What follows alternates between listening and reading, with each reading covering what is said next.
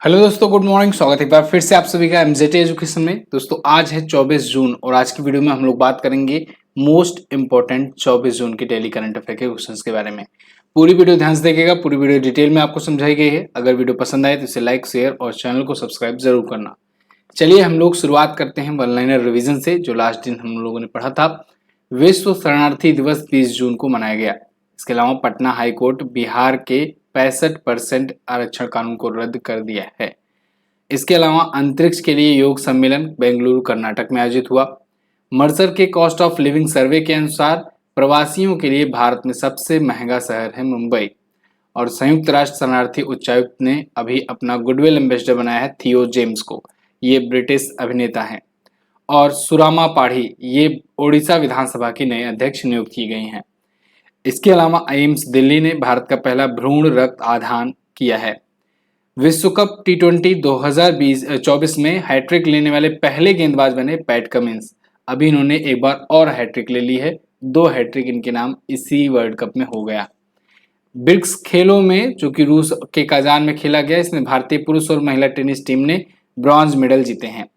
भारत में स्वास्थ्य प्रणाली को मजबूत करने के लिए एडीबी ने 170 मिलियन यूएस डॉलर को सैंक्शन किया है। ये थे टॉप 10 करंट अफेयर के क्वेश्चंस कल की वीडियो से, जिनका आपने किया है रिवीजन 1 मिनट में। अब हम लोग बात करेंगे आज की करंट अफेयर की, लेकिन उससे पहले आपको बता दूं, अगर आप इसकी क्विज सॉल्व करना चाहते हो या फिर आप इसकी पीडीएफ प्राप्त करना चाहते हो बिल्कुल फ्री में, तो वो आपको एमजेटी ऐप पर मिल जाएगी।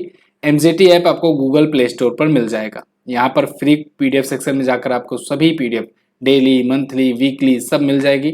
फ्री क्विज सेक्शन में जाकर सभी की क्विज भी मिल जाएगी। अगर आप हमारी ई बुक्स लेना चाहते हो या वीडियो कोर्स लेना चाहते हो तो यहाँ पर जाओ। पहला क्वेश्चन, हाल ही में संयुक्त राष्ट्र लोक सेवा दिवस कब मनाया गया? तो संयुक्त राष्ट्र लोक सेवा दिवस दोस्तों 23 जून को मनाया गया।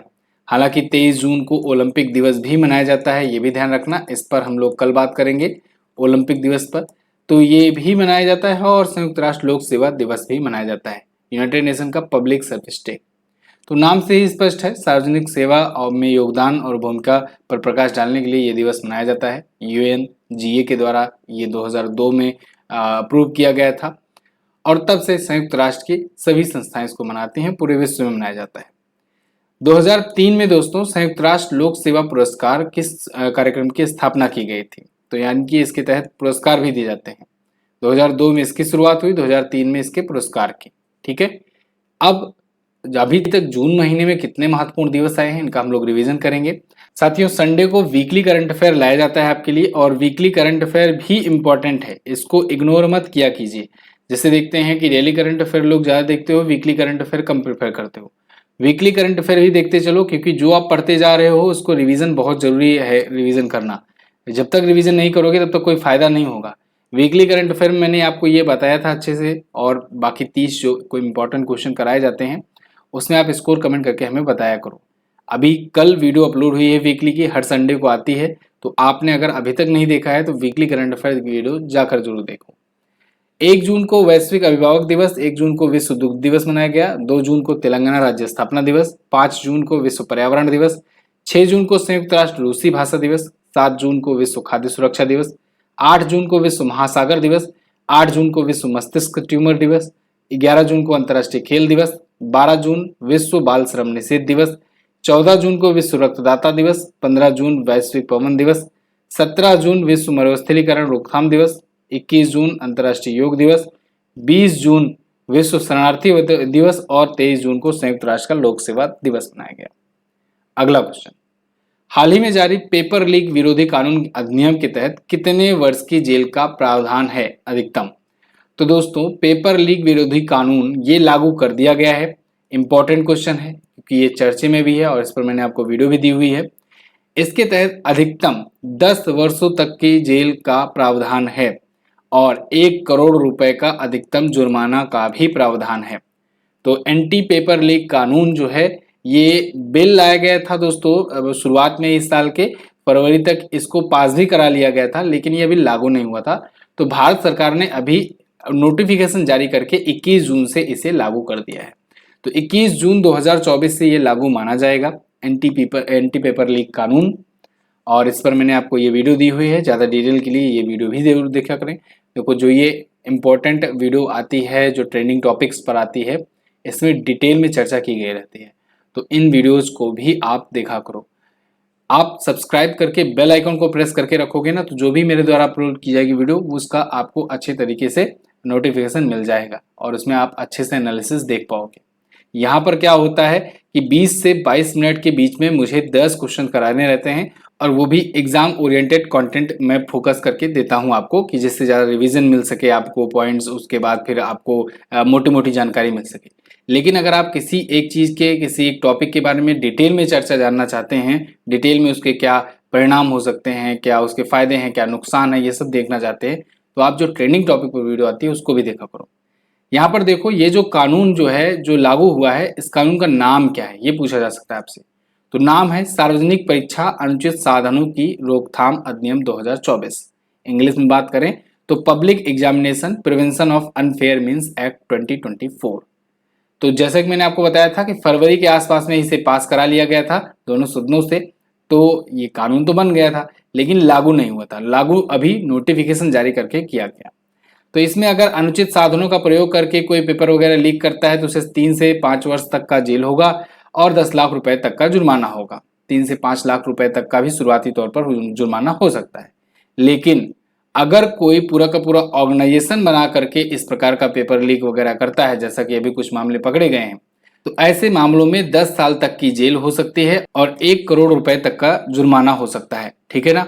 तो अब इस कानून के तहत यूपीएससी जो एग्जाम कराती है, एसएससी जो एग्जाम कराती है, रेलवे, बैंकिंग, ये सब जो एग्जाम कराते हैं, एनटीए जो एग्जाम कराता है, इन सब के एग्जाम्स इसके तहत कवर होंगी। ठीक है ना। मतलब कि जो राज्य स्पेशल के जो आते हैं वो शायद इससे कवर ना हो, लेकिन धीरे धीरे जैसे जैसे अपने अपने राज्यों में लोग इस कानून को लागू करते जाएंगे तो उनके राज्य वाले भी एग्जाम इसमें आ जाएंगे। अगला, हाल ही में कहां पर हेमिस महोत्सव मनाया गया। हेमिस महोत्सव बहुत ही इंपॉर्टेंट फेस्टिवल है दोस्तों। हेमिस महोत्सव लद्दाख में मनाया जाता है। लद्दाख में जो तिब्बती बौद्ध धर्म के लोग रहते हैं उनके द्वारा ये सेलिब्रेट किया जाता है और इसमें देखिए ये मुखौटा पहन करके भी नृत्य करते हैं। ये बहुत ज़्यादा फेमस है और बहुत ज़्यादा चर्चे का विषय रहता है, कहते हैं आकर्षण का केंद्र है। तो इसे चाम नृत्य कहते हैं। सीजीएल वगैरह में ऐसे क्वेश्चन बहुत पूछे जाते हैं कि बताइए कि जो हेमिस महोत्सव है, ये नहीं पूछा जाएगा सिंपल सा कि हेमिस महोत्सव कहाँ आयोजित किया गया या कहाँ मनाया जाता है। ये पूछ लिया जाएगा हेमिस महोत्सव का मुख्य आकर्षण का केंद्र क्या रहता है। तो ऑप्शन में बहुत प्रकार के डांस या कुछ भी रहेंगे, तो उसमें चाम नृत्य आप लगाइएगा या फिर रंगीन मुखौटा पहने भिक्षुओं द्वारा जो डांस किया जाता है, ये पूछ लिया जा सकता है। तो ये सब चीजें ध्यान रखिए। ये उत्सव लद्दाख के जो सबसे बड़े बौद्ध मठ है, हेमिस मठ, उसमें आयोजित किया जाता है, इसलिए इसका नाम हेमिस महोत्सव पड़ा है। हेमिस के नाम से यहाँ पर नेशनल पार्क भी है, याद हो आपको, हेमिस नेशनल पार्क, और जो भारत का सबसे बड़ा नेशनल पार्क है। ठीक है, सबसे बड़ा national park Hemis national park है।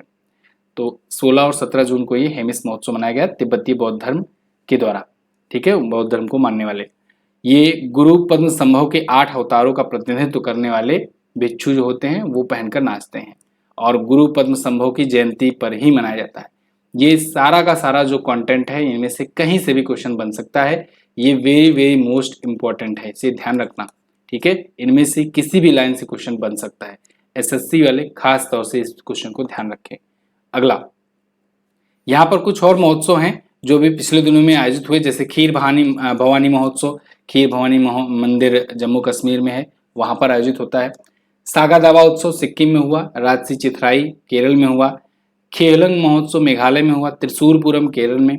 और 7 शक्तिपीठों में संगीत और नृत्य महोत्सव हुआ। गणगौर पर्व ये राजस्थान में होता है।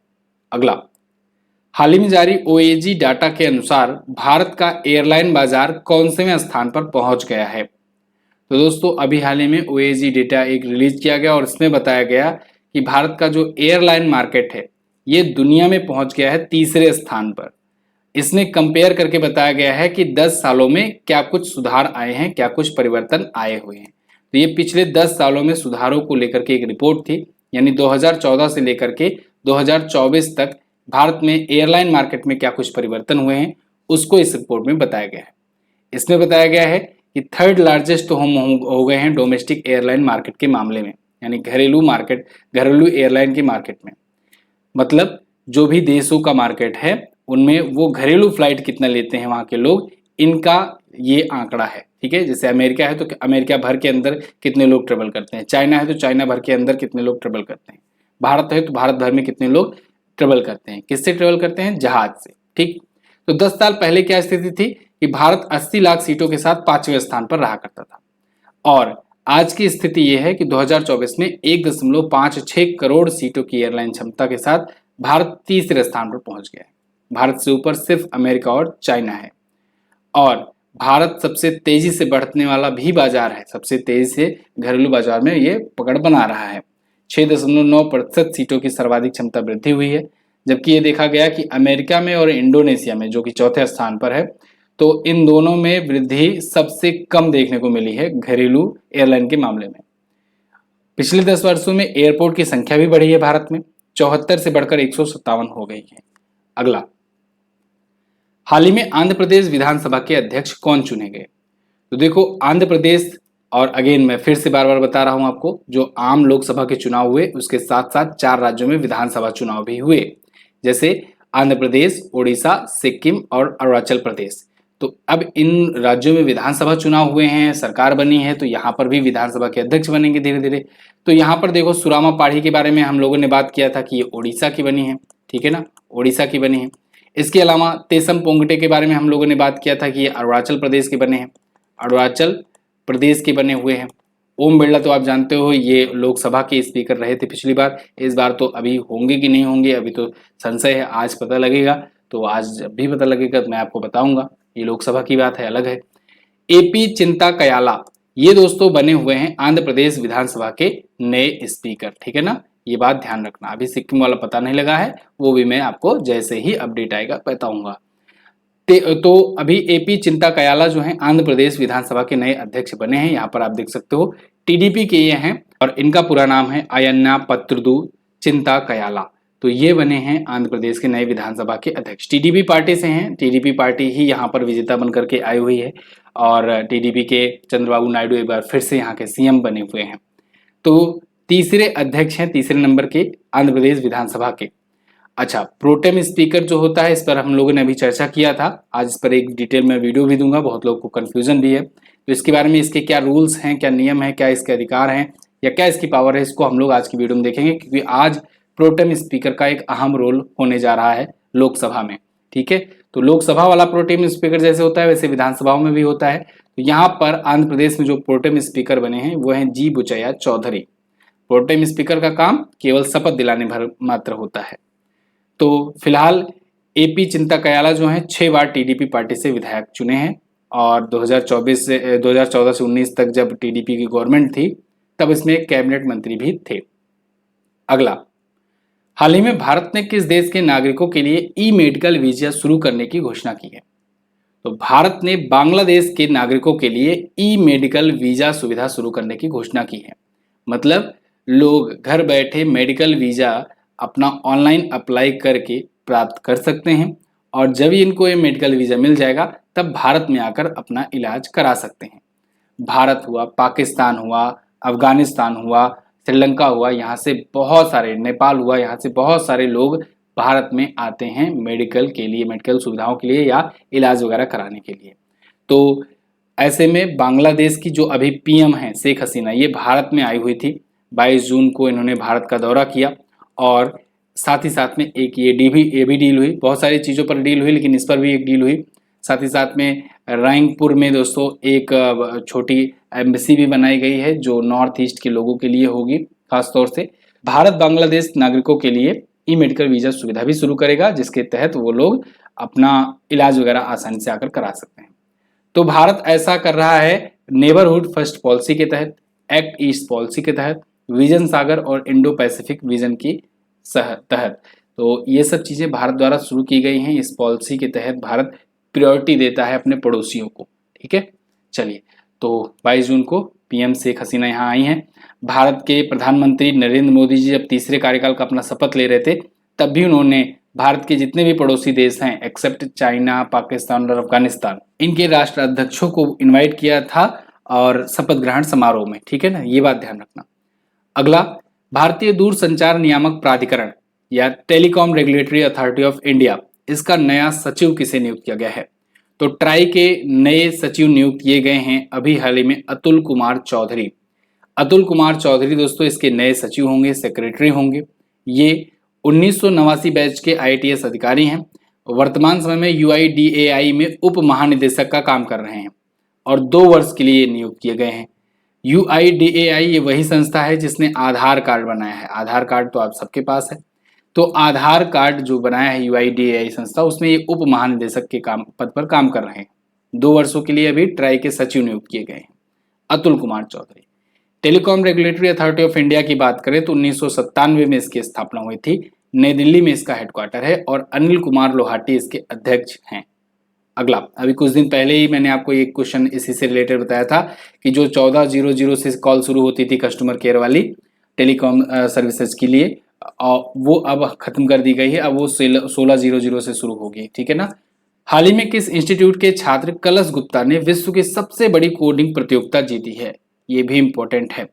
तो दोस्तों आईआईटी दिल्ली के छात्र कलश गुप्ता, इन्होंने विश्व की सबसे बड़ी कोडिंग प्रतियोगिता जीत ली है। कलश गुप्ता यहाँ पर आपको दिख रहे हैं और आईआईटी दिल्ली में इनको सम्मानित भी किया गया है। वर्ल्ड में सबसे बड़ी कोडिंग प्रतियोगिता जो Guinness book of world record में जिसका नाम दर्ज है और मान्यता प्राप्त है, टीसीएस कोडाविटा। तो टीसीएस कोडाविटा जो है इसमें 87 देशों के 1 लाख से ज्यादा प्रतिभागियों ने हिस्सा लिया था। 1 लाख वो हैं जो सबसे तेज, मतलब समझो प्रोग्रामिंग में महारत जिनको हासिल होगी। उन सबको पीछे छोड़ते हुए कलश गुप्ता जो आईआईटी दिल्ली के हैं, इन्होंने सबको पीछे छोड़ते हुए ये प्रतियोगिता जीत ली है। उप विजेता जो रहे वो चिली और ताइवान से थे। कलश गुप्ता को आईआईटी दिल्ली के निदेशक डायरेक्टर प्रोफेसर रंगन बनर्जी ने सम्मानित किया है। अगला, हाल ही में किस फिल्म ने 18वें MIFF 2024 में सर्वश्रेष्ठ वित्त चित्र के लिए प्रतिष्ठित गोल्डन कोंच पुरस्कार जीता? तो ये फिल्म है गोल्डन थ्रेड। इसने जीता है गोल्डन कोंच पुरस्कार 18वें मुंबई इंटरनेशनल फिल्म फेस्टिवल में, जो कि मुंबई में आयोजित हुआ। तो यहाँ देखो गोल्डन थ्रेड ने ये अवार्ड जीता हुआ है, गोल्डन कोंच अवार्ड। ओके, तो अभी इसमें कुछ और भी पुरस्कार दिए गए हैं, उसको भी हम लोग देखेंगे। लेकिन गोल्डन थ्रेड को बनाया किसने, किसकी फिल्म है ये है निष्ठा जैन की फिल्म और ये सर्वश्रेष्ठ वित्त चित्र के लिए पुरस्कार पाए हुए हैं। अदर अवार्ड्स की बात करें तो अभी V Shantaram lifetime achievement award की बात हम लोग कर चुके हैं ऑलरेडी। कल या परसों की वीडियो मैंने बताया था आपको, सुबैया नल्ला मथुर ने यह अवार्ड जीता है। शोर मिल्क को सर्वश्रेष्ठ अंतर्राष्ट्रीय लघु फिक्शन फिल्म का अवार्ड मिला है और सबसे बेस्ट अंतर्राष्ट्रीय एनिमेशन फिल्म का अवार्ड मिला है जीमा को। ठीक है, मुंबई अंतर्राष्ट्रीय फिल्म महोत्सव का 18वां संस्करण अभी आयोजित किया गया था। लास्ट क्वेश्चन आज का, भारत 2036 ओलंपिक की दावेदारी के तहत निम्न में से किस खेल को शामिल करेगा? तो जैसा कि आप जानते हो भारत काफी ज्यादा एक्साइटेड है 2036 के ओलंपिक में दावेदारी करने के लिए, यानी कि इसकी मेजबानी करने के लिए।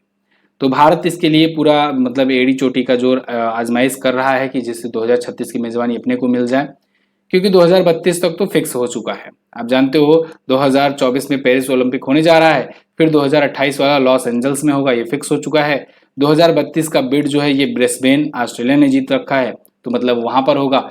अब अगला वाला चूंकि 4-4 साल पर होता है, तो 2036 वाला बचा है। 2036 वाले की इस बार लगाया जाएगा कि कौन कितना दावेदारी पेश करता है। तो यहाँ पर भारत जो है पूरी तरीके से इसमें जुटा हुआ है कि जिससे भारत में मेजबानी मिल जाए। उस हिसाब से भारत में ऐसे कैंपस, ऐसे होटल्स या ऐसे स्टेडियम्स वगैरह बनाए भी जा रहे हैं गुजरात साइड में, ठीक है, अहमदाबाद में। तो मोस्ट प्रोबेबली जब होगा तो अहमदाबाद साइड में ही होगा आयोजन इसका। तो फिलहाल भारत इसकी दावेदारी के तहत 6 खेलों को भी शामिल करेगा और ये 6 देसी गेम्स हैं अपने, खो खो, कबड्डी, योग और शतरंज, T20 क्रिकेट, स्क्वैश, T20 तो हालांकि पॉपुलर है, स्क्वैश, ये सभी 6 गेम होंगे। लूडो भी शामिल करना था ना। चलिए आगे बढ़ते हैं। तो ये 6 गेम जो है भारत की तरफ से प्रेफर किए जाएंगे कि इसको इंक्लूड करना चाहिए। और अब इसमें क्या होगा कि आपने अगर पीएम मोदी का इंटरव्यू देखा होगा तो उसमें उन्होंने बताया था कि पेरिस ओलंपिक में बाकायदे एक टीम जाएगी और उस टीम को उसका टास्क यही होगा कि जा करके अच्छे तरीके से एनालिसिस करो कि पेरिस ओलंपिक कैसे होता है, कहीं ओलंपिक कराना होता है तो क्या क्या तैयारियां करनी होती हैं, ये सब चीज़ें करके आओ, रिव्यू करो। और ये कमेटी का काम ये होगा कि आकर यहाँ पर भारत में सब कुछ रिपोर्ट पब्लिश करे, बताए मतलब, और उसी के हिसाब से यहाँ पर तैयारियां की जाए। ठीक है, तो मतलब भारत पूरी तरीके से लगा हुआ है। हो सकता है भारत पहली बार आज तक के इतिहास में ओलंपिक की मेजबानी प्राप्त कर जाए। तो ये थे टॉप 10 करंट अफेयर के क्वेश्चन आज के दिन से। आई होप आपको वीडियो पसंद आई होगी। अगर वीडियो पसंद आई है तो उसको लाइक और शेयर भी जरूर कीजिएगा। और हाँ, चैनल को जिसने जिसने सब्सक्राइब नहीं किया है प्लीज चैनल को सब्सक्राइब जरूर करा करें। आप लोग वीडियो देखते हो, सब्सक्राइब नहीं करे हो, सब्सक्राइब करोगे तभी आपको डेली नोटिफिकेशन पहुंच जाएगा। इसके अलावा साइंस की ई बुक जिनको जिनको लेना है वो ले सकते हैं। अब प्राइस इसका 99 हो गया है आज से। इस नंबर पर आपको व्हाट्सएप करना है, व्हाट्सएप पर आपको क्यूआर कोड भेजा जाएगा। और कल बहुत सारे लोगों ने इसका फायदा उठाया। सामान्य विज्ञान की रेलवे स्पेशल जो 1100 प्लस क्वेश्चन की ई बुक है, अभी भी मैं आपको बता रहा हूं, मौका है, आप इस ई बुक को ले डालो और पढ़ाई स्टार्ट कर दो, क्योंकि रेलवे के एग्जाम्स में साइंस का वेटेज बहुत ज्यादा है। तो ऐसे में ये ई बुक आपके लिए बहुत ज्यादा हेल्पफुल होगी। साथ ही साथ इंग्लिश वर्जन में इसकी डिमांड आ रही है, तो इंग्लिश में भी ट्रांसलेशन स्टार्ट करा दिया गया है। 2 से 3 दिनों का मौका दो, इंग्लिश में भी आपको ये ई बुक मिल जाएगी और इंग्लिश वाले स्टूडेंट भी पढ़ पाएंगे। ठीक है, तो इसके अलावा कल बात करते हैं। कल मैंने क्या क्वेश्चन पूछा था, लोकसभा के प्रोटेम स्पीकर का कार्यकाल 1 दिन का होता है या शपथ दिलाने मात्र का। अगर देखो ऑप्शन में शपथ दिलाने मात्र का है तो आप वही वाला ऑप्शन लगाएंगे। अगर ऑप्शन में ऐसा नहीं है, 1 दिन दिया गया है, तब आप 1 दिन लगाएंगे। वैश्विक ऊर्जा संक्रमण सूचकांक ग्लोबल एनर्जी ट्रांजिशन इंडेक्स में शीर्ष पर कौन है, तो वो है स्वीडन। आज आपको क्या बताना है, आज आपको बताना है विश्व शरणार्थी दिवस जो मनाया गया 20 जून को, इसकी थीम क्या थी। इसके अलावा कॉस्ट ऑफ लिविंग सर्वे के अनुसार विश्व का सबसे महंगा शहर कौन है। भारत को तो मुंबई है, विश्व में सबसे महंगा शहर कौन सा है। दोनों क्वेश्चन बताइएगा जरूर। अगर आप लास्ट दिन के वीडियो देखे होंगे तो जरूर आंसर कर पाएंगे। इसकी पीडीएफ आपको मिलेगी टेलीग्राम पर, और क्विज और पीडीएफ दोनों ही आपको एमजेटी ऐप पर मिल जाएगी। इसके अलावा आप मंथली करंट अफेयर की ई बुक्स या 6 मंथ की ई बुक्स ये सब भी प्राप्त कर सकते हो एमजेटी ऐप से और व्हाट्सएप पर भी। बहुत बहुत धन्यवाद यहाँ तक वीडियो देखने के लिए। मिलेंगे अगली वीडियो में, तब तक के लिए नमस्कार, जय हिंद, वंदे मातरम।